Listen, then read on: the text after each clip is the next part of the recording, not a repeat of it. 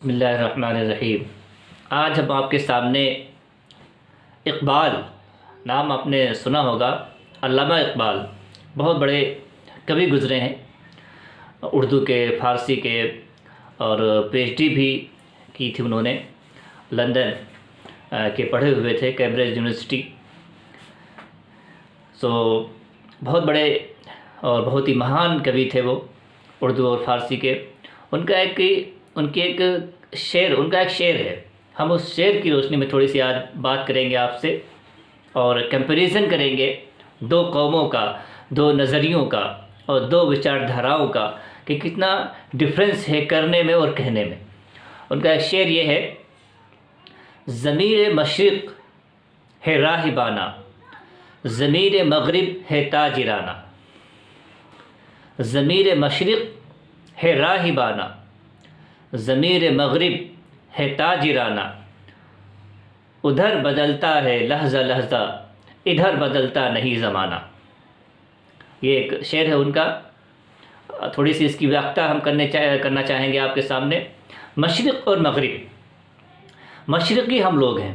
मशरिक़ कहते हैं पश्चिम को, मशरिक़ कहते हैं पूरब को, ईस्ट को, और मग़रिब कहते हैं वेस्ट को, पश्चिम को। हम लोग सब मशरिक़ी लोग हैं, यानी हम जिस कॉन्टिनेंट में रहते हैं, एशिया के मुकाबले में जो यूरोप है, अमेरिका है, वो चूँकि वेस्ट में है, इसलिए उसको वेस्ट कहा जाता है। इसलिए हमने शब्द सुने होंगे, western culture, western civilisation, western countries, और eastern foods, eastern countries, eastern civilisation. तो हम लोग ईस्टर्न हैं, ईस्ट में हैं, वो लोग वेस्ट हैं। तो इस शेर में जो कहा गया है, ज़मीर मशरिक़ है राहिबाना।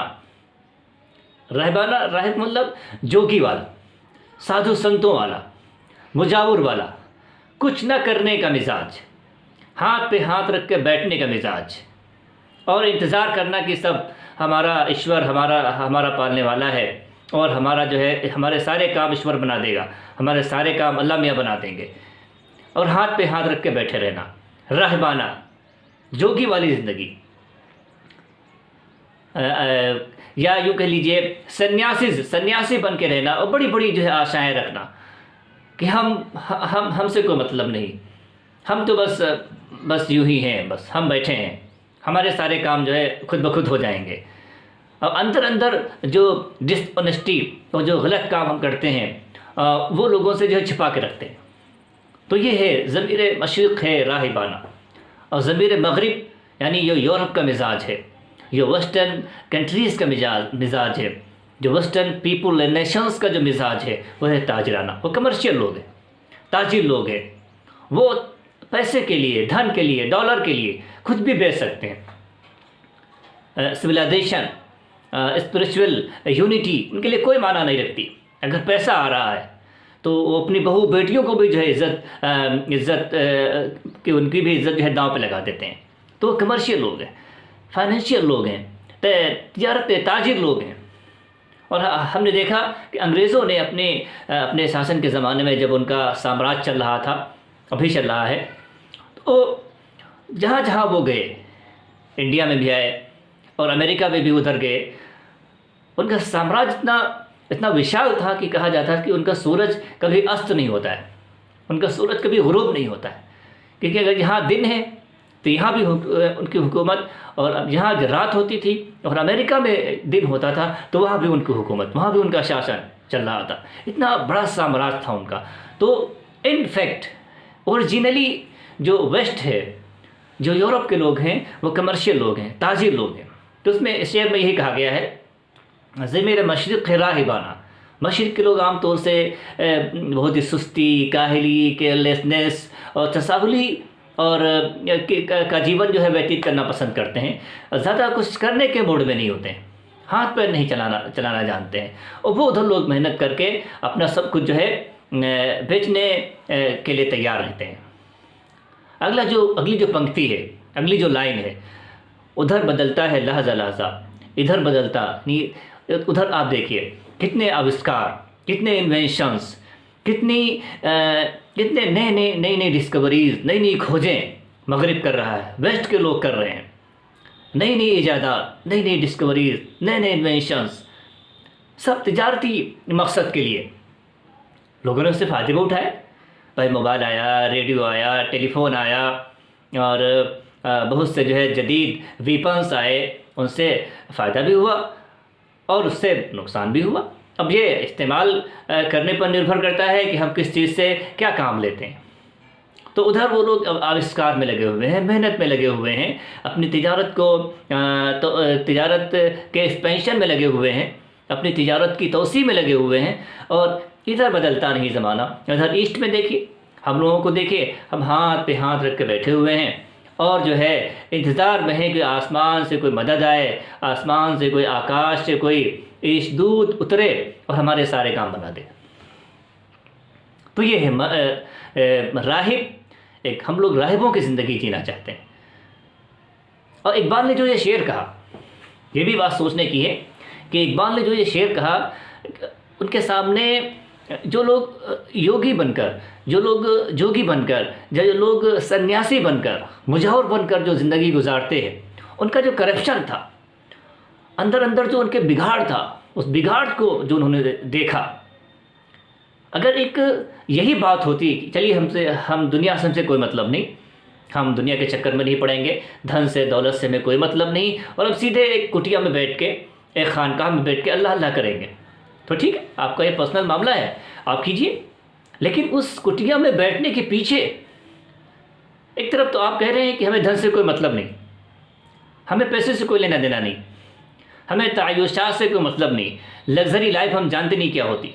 एक तरफ तो हम ये कह रहे हैं ज़ुबान से, और अंदर जो वहाँ पे चढ़ावे आ रहे हैं, जो वहाँ पे नजराना आ रहा है, जो वहाँ पे हदिया आ रहा है, जो वहाँ पे उपहार आ रहे हैं, उनको समेट समेट कर रख के तिजोरियाँ भर रहे हैं, घड़े भर रहे हैं, बोरियाँ भर रहे हैं।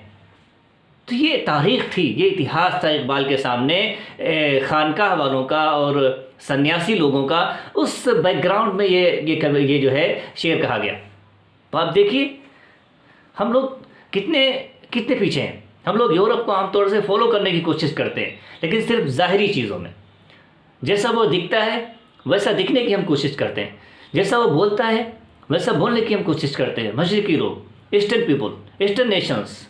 लेकिन जो वो करते हैं वो हम करना नहीं चाहते। उन्होंने कितनी मेहनतें की, कितने आविष्कार किए, कितनी टेक्नोलॉजी को आगे बढ़ाया, कितनी तरक्की दी टेक्नोलॉजी को, और मानवता ने उससे क्या फ़ायदा उठाया, कितने बड़े बड़े फ़ायदे उठाए, वो हम करना नहीं चाहते। तो ये बहुत बहुत बहुत दुख की बात है ये कि हम सिर्फ छिलके के चक्कर में पड़े हुए हैं। हमारे हाथ में सिर्फ छिलका आ रहा है। हम जो मग़ज़ है उसका, जो अंदर का गूदा है, जो ब्रेन है, उस ब्रेन को लेने की कोशिश नहीं कर रहे। सिर्फ छिलके पे हम संतुष्ट हैं। उसके लिबास को फॉलो कर लिया, उसके जैसे मकान बनाने लगे, उसके जैसे जो है सब कुछ करने लगे। तो ज़ाहिरी चीज़ों में नहीं। आप देखिए उसने कितनी मेहनत की। उसका एक ज़माना था जो उसको कहता है डार्क एजेस, एक अंधकार छाया हुआ था वहाँ। नॉलेज का कोई महत्व नहीं था, बल्कि नॉलेज जो लोग हासिल करते थे, शिक्षा जो लोग लेते थे, उनको मार दिया जाता था। नॉलेज की के ख़िलाफ़ लोग जा रहे थे। जब उनके यहाँ चर्च का शासन था, चर्च की गवर्नमेंट थी, चर्च की हुकूमत चलती थी, उस वक्त को कहा जाता है, उस समय को कहा जाता है यूरोप के डार्क एजेस, अंधेरा वाला समय। यूरोप बिल्कुल अंधेरे में था। फिर उसने उस अंधेरे से करवट ली। कैसे करवट ली, कैसे उसके हालात बदले, कहाँ से उसको उजाला मिला, कहाँ से उसे रोशनी मिली, ये एक अलग विषय है जिस पे कभी बाद में चर्चा होगी। लेकिन उसने करवट ली, उसने सोचा कि हम आगे बढ़ सकते हैं। मेहनत करना शुरू हुई, साइंटिस्ट पैदा हुए। चर्च ने उसकी मुखालफत की, उसका विरोध किया। कितने साइंटिस्ट को चर्च के पादरियों ने और चर्च में बैठने वाले सन्यासियों ने जो है उनको कटवा दिया, मरवा दिया। लेकिन जब बोलते ना जन आक्रोश होता है और लोगों के अंदर, पीपल के अंदर और आम जनता के अंदर जब कुछ प्राप्त करने की, कुछ हासिल करने की जब जिज्ञासा आ जाती है, जब उनके अंदर कोई ख्वाहिश पैदा हो जाती है, तो फिर उसको रोका नहीं जा सकता। यूरोप में यही हुआ। और वो आगे बढ़ गया देखते ही देखते। अब हर लम्हा, हर दिन, हर मोमेंट नए नए आविष्कार, नई नई चीज़ें लोगों के लिए बन रही हैं। इधर ईस्ट में नथिंग विदाउट एक्सेप्ट फॉलोइंग, सिर्फ पीछे पीछे चलने के बजाय लकीर के फ़कीर बनने के अलावा हम लोगों के कुछ भी हाथ नहीं आया।